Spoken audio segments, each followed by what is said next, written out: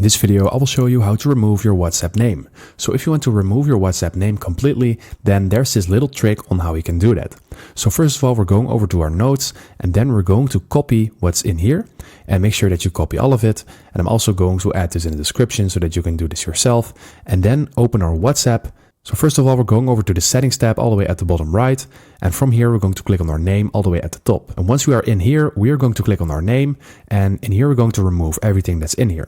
Now we're going to click on this bar and then we're going to click on paste what we just copied from our notes. And what we need to do now is the following. We need to hold our space bar and then we need to go to the left. And then we're going to put this in front of the comma. And once we do that, we're going to click on backspace. And now you see that there will be a little comma inside. And now you can just click on done. And what will happen now is the following. This comma you see in here is not supported by WhatsApp. So when we go back right now, we will see that there is no name inside.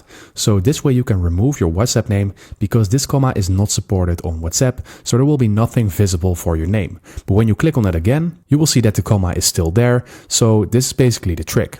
So I hope this video helped you out. Please leave a like and consider subscribing and then I will see you in the next one.